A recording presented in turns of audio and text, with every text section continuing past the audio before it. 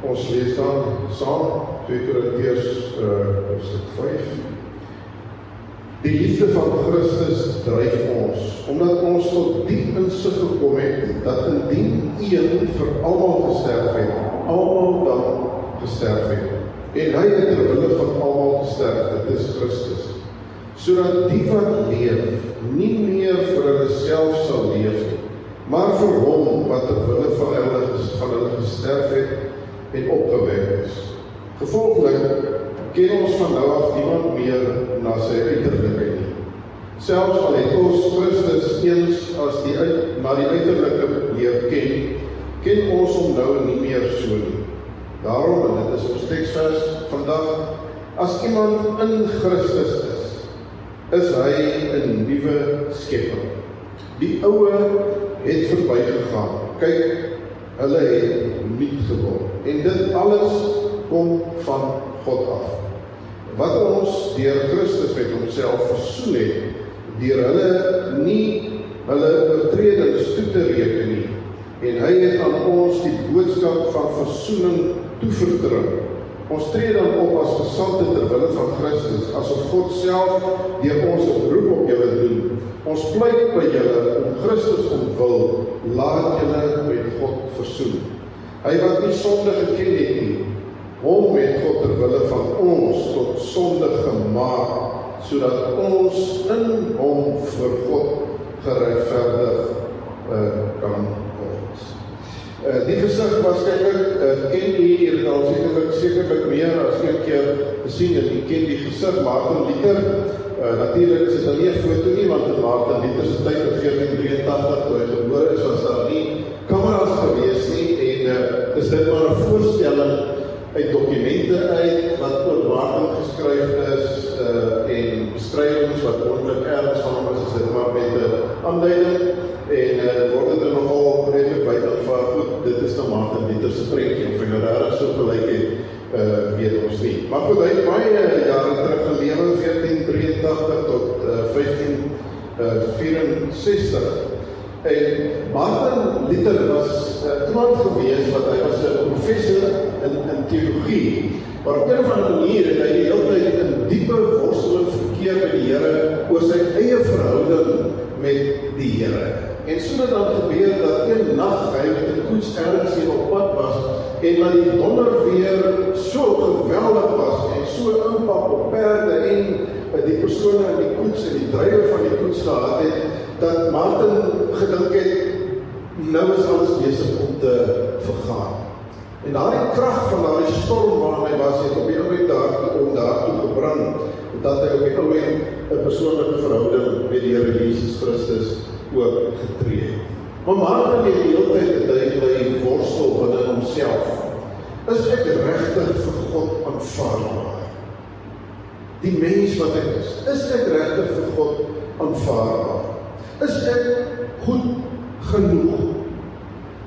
En ten spyte van die feit dat hy so getrou gebid het en met die Here geworstel het, en selfs dat hy 'n priester geword het in 'n monnik waar hy homself afgesonder het en alles bereid was om alles op te offer ter wille van sy verhouding met die Here, kon hy op die oomblik nog geen rus in sy siel vir homself vind om te weet, maar die Here het regtig vir my aanvaar en ek behoort regtig aan die Here nie. Uiteindelik het Martin Luther se deurbraak gekom toe hy stilgestaan het in sy studie oor die boek van Romeine en Romeine 1 vers 17 so helder voor sy gees ontstaan het dat hy besef het dat die Here red 'n mens nie op grond van wat jy doen nie.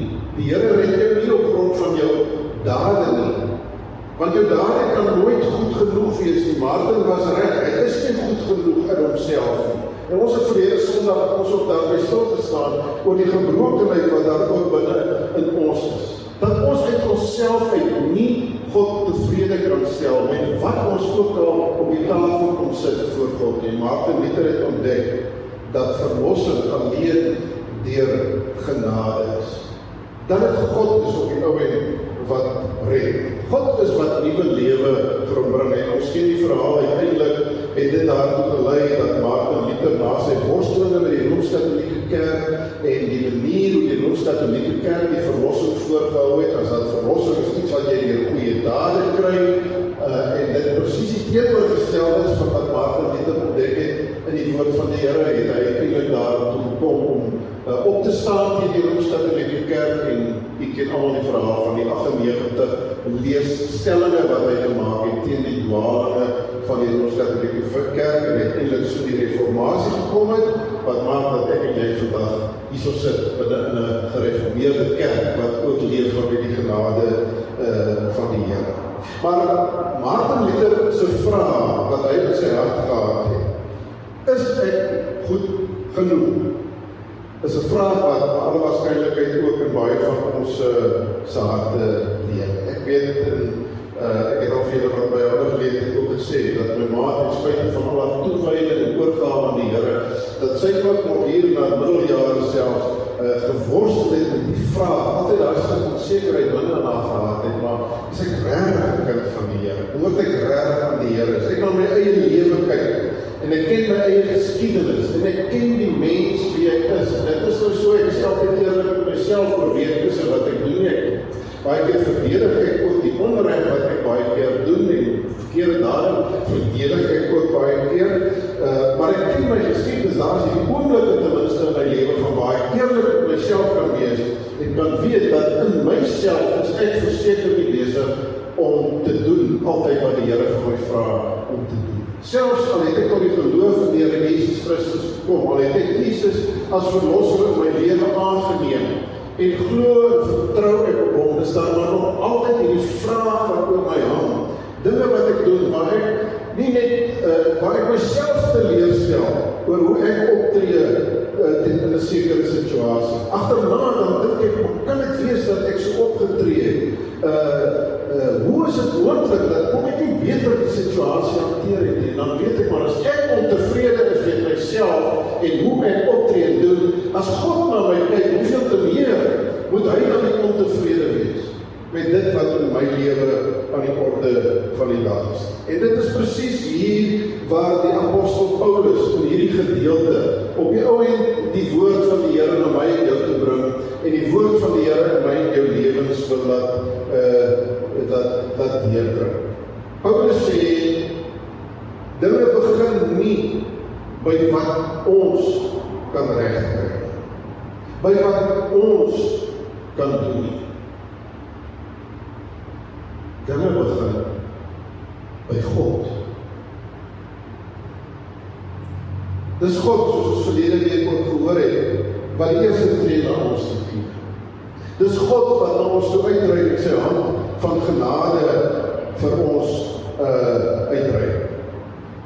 Dit alles begin, die geestelike lewe begin op 'n ander punt, as dat dit by my begin. En my verhouding met die Here, en hoe ek leef voor die aangesig van die Here. Paulus sê dit lê baie dieper. Dit lê baie dieper. As jy na jouself kyk, dan voel dit vir jou, maar ek word eintlik regtig 'n beter mens. As ek so terugkyk oor my geskiedenis, dan sien ek dieselfde geite wat daar in my was, tot van altyd my manier van reageer wanneer ek in ongemaklike situasies is. Hoe ek reageer as iemand my beskuldig van iets. As ek so terugkyk op my lewe, dan sien ek al daai geite, en dan lyk dit vir my asof daar eintlik nie vreeslik baie met hierdie geite gebeur het nie, dat ten spyte van my verhouding met die Here, kom al hierdie dinge nog steeds op die ou end met my saam. Paulus wil vir ons help om te sê, maar wanneer dit gaan oor jou verhouding met God, is dit nie die eerste plek waar jy kyk, is daar jou track record wat jy het, die pad wat jy geloop het. Natuurlik is dit belangrik vanuit sekere perspektiewe, maar wat Paulus in hierdie gedeelte onder ons aandag wil bring, is dat Paulus vir ons wil sê, is dat dit begin nie by 'n innerlike gevoel van dat jy goed genoeg is, dat jy dink jy is daar nie te sleg nie. Goed, daai oomblik kom ook in ons lewens waar ons baie keer ek is daar beter as ander mense, maar as jy eerlik genoeg met jou is, dan kom jy maar agter maar jy is maar net so sondig as wat ander mense ook is. Maar dit begin nie daarby om te voel dat jy goed genoeg is nie. Maar Paulus sê, dit is ons teksvers vandag, as iemand in Christus is hy 'n nuwe skeping. Die ou dinge het verbygegaan. Kyk, hulle het nie geword. Paulus praat in duidelike taal wanneer hy die tyd van die werkwoorde kies wat hy in hierdie gedeelte gebruik. As iemand in Christus is hy 'n nuwe skepping. Paulus sê nie, as iemand in Christus is hy besig om 'n nuwe skepping te word. Hy sê, hy is dit. Daar het iets met hom gebeur. Daar is iets wat van buite af met jou gebeur het. Van nature wil jy nie. Van nature kan jy nie vir God tevrede stel nie. Is jy gebore met 'n identiteit wat net rondom jouself draai? Dit het ons gesien.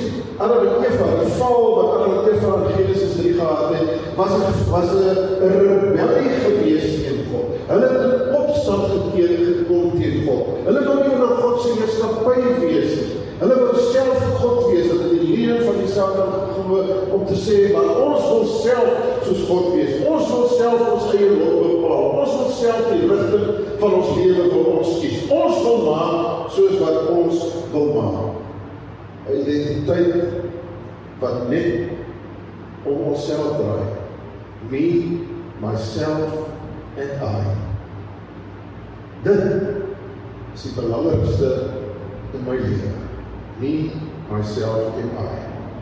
Paulus sê vir ons, wat God in ons lewens kom doen en wat hy kom doen het deur sy seun Jesus Christus, is nie om hierdie mens wat so beheer is met homself, nie om hierdie mens net so 'n bietjie te verander nie. Nie net om hierdie mens so 'n bietjie in die bek te ruk en in 'n sekere hier en daar so 'n bietjie in 'n ander rigting te stuur. Dit is nie God se intensie nie. Dit is nie waarmee God besig is. God is besig, die weet 'n proses. Maar God herskep. God steek oor dit wat daar was in die mens, wat hy geskaap het in Genesis 1, wat goed en wat baie goed was. God kom maak dit net 'n bietjie reg nie. God is nie 'n parlementklopper nie. God is 'n metaalsmelter. Hy smelt dit heeltemal op, die hele metaal, en hy bou heeltemal 'n nuwe motor. God doen alles, maak alles weer nuut, sê Paulus. Dis iets wat met elke kind van God gebeur het. Hoor my nou mooi. As jy 'n kind van God is, dan het God op grond van dit wat Jesus gedoen het, jou nuut gemaak. Jy sit vandag hier as iemand wat nuut gemaak is. Nie 80% nuut gemaak is. Nie 90 of 95% nuut gemaak is. Maar wat 100% nuut gemaak is. Want dit is die werk van God. En God werk nie in persentasies van 80 en 90 of 95%. God het jou in Christus nuut gemaak. Eintlik berus God se betrokkenheid in jou lewe.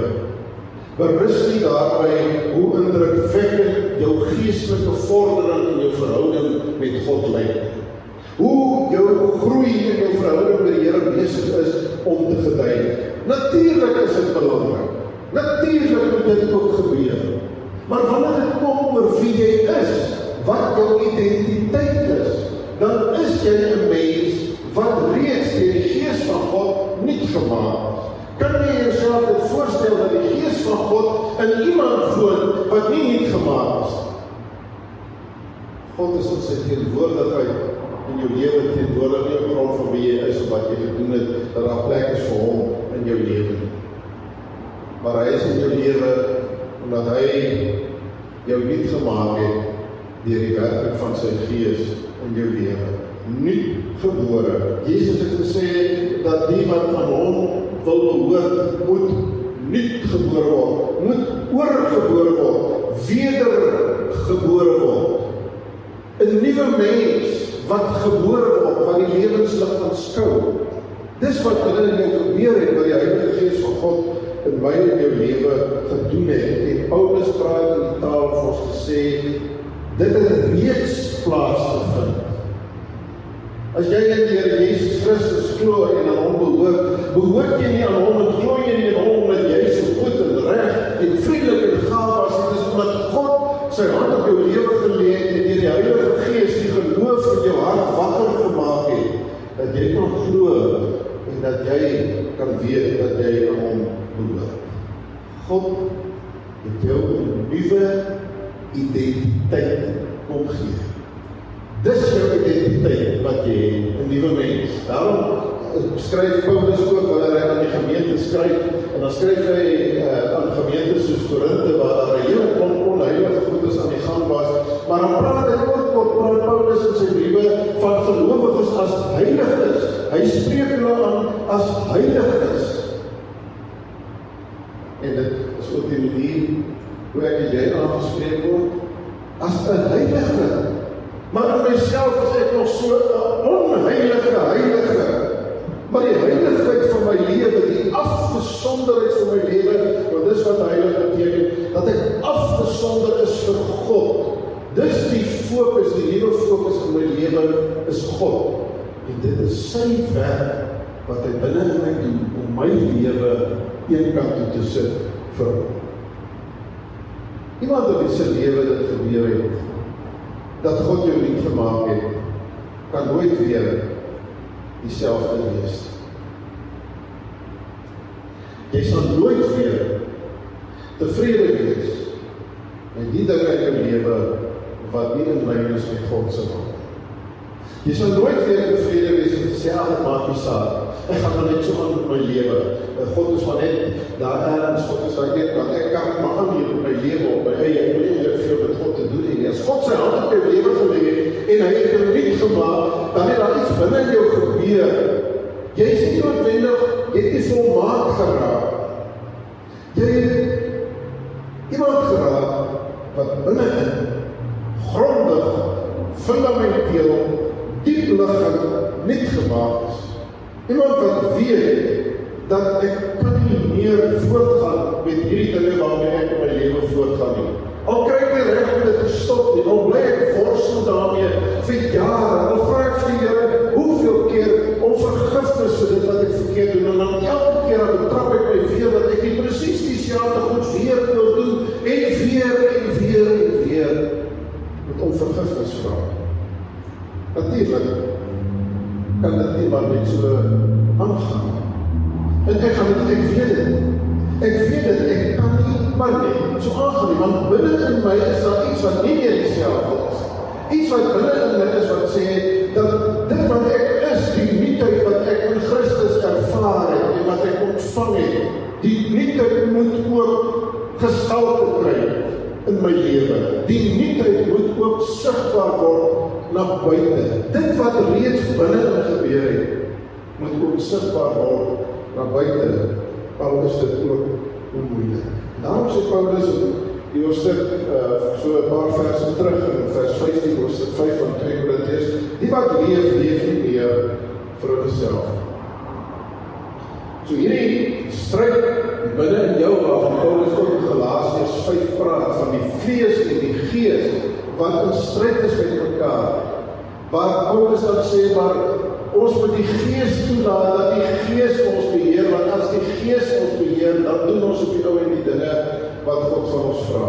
Maar hierdie vlees is nie vir een oomblik tevrede, en kom nie vir een oomblik tot rus, om my nou maar net toe te laat, om oorgegee aan die gees van God, hierdie nuwe lewe te leef. Hierdie vlees is die hele tyd daar, is die hele tyd besig om in te meng onder die aanhitsing van die bose, in my lewe met ander mense, my verhouding met ander mense, in my verhouding met God is hierdie vlees, die sondige vlees binne in my nog op 'n manier, is dit nog springlewendig. Maar Paulus sê, as jy iets begin verstaan daarvan, dat jy reeds nuut is, dan gaan dit jou dalk help om ook meer nuut te begin lewe. As jy jou identiteit, wie jy is, vir jouself kan toeëien deur die geloof, om te vir jouself te kan sê, die Here het my reeds herstel. Hy het my reeds nuut gemaak. Ek is nie meer die ou mens nie. Ek hoef nie meer die ou mens te wees nie. Ek kan anders wees, omdat ek reeds nuut gemaak is. Paulus wil nie vir my en vir jou help om maar net te sê, leef nog 'n bietjie beter.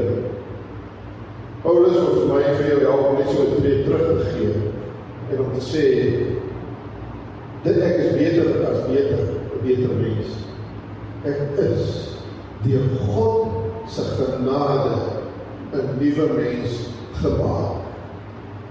Dit is waar Martin Luther op die ou end by uitgekom het en wat Martin Luther moes ontdek in die keerpunt van sy lewe, dat God vra nie van jou om 'n beter mens te probeer wees nie. Maar God maak jou meer as 'n beter mens. Hy maak vir jou nuut. Martin Luther het besef dat hierdie nuutheid wat ek in Christus het, dat dit iets is, toe hy in Romeine 1 vers 17 om diep grondig in sy lewe geraak het, en hy het tot die ontdekking gekom het, wat die skrif sê, die regverdige op grond van geloof sal hy lewe. Die regverdige deur geloof sal hy geestelik groei. Nie deur te probeer om anders te wees en om beter te wees, maar deur te glo dat jy in Christus reeds 'n nuwe mens is. Hoe meer jy dit glo, hoe meer jy dit vir jouself toeëien, sal dit nie anders kan as dat jy daardie nuutheid in jou lewe ook begin demonstreer en mense dit rondom jou raak sien. Martin Luther self het nie 'n datum gekoppel aan hierdie ontdekking van hom om te sê, op daai dag het ek dit verstaan. Op daai dag het ek besef dat ek is 'n nuwe mens in Jesus Christus. Dit was 'n proses in sy lewe. Om dit meer en meer duideliker te verstaan en om dit meer en meer te kan glo. En dit is ook maar net my gebed vandag vir jou en ook vir myself, dat ons nie sal besig wees met onsself, om onsself te probeer regmaak, om self beter mense te wees. Maar dat ons sal lewe vanuit dit wat ons in die Here Jesus Christus reeds ontvang het. Dat ek hierdie nuutheid binne in my, wat God binne in my gegee het, dat ek dit sal omhels of embrace, soos die Engelse sê. Dat ek dit sal omhels, dat ek sal weet, want dit is wie ek is. En hierdie geloof kan dit ook meer en meer sigbaar word in my lewe. Mag die Here vir my en vir jou help om hierdie nuwe identiteit waarlik te kan lewe tot sy eer. Op te hou om self beter mense van ons te maak, van onsself te maak. As ons dit glo die nuutheid, dan sal die nuutheid meer en meer ook na vore kom in ons lewens. Here, U alleen ken ons harte, U alleen ken ons worstelinge, U alleen ken ook ons swakke geloof en ja Here, selfs ongeloof, dat ons U nie op U woord neem nie. Here, dat ons maar ons steeds baie keer bly dink dat ons moet op een of ander manier U beïndruk of mekaar beïndruk. Wil U gee dat ons deur U genade daardie nulpunt in ons eie lewe sal ontdek. Daardie rock bottom wees, te weet in ons is dit nie. Maar dit is in U wat dit in ons uitgegiet het om die kinders te kan wees, om nuut gemaak te kan wees, om mense te kan wees wat kan glo dat ons die ewige lewe reeds ontvang het dat ons lewe, selfs al sterwe ons ook ergens langs die pad. O Here, wil U gee dat daardie sekerheid van U teenwoordigheid, daardie nuutheid, dat ons vir ons sal uitdryf na buite toe, om in U krag die nuutheid te leef, en nie deur ons eie krag. U alleen kan dit bewerk in ons harte. Ons bid dit in Jesus naam.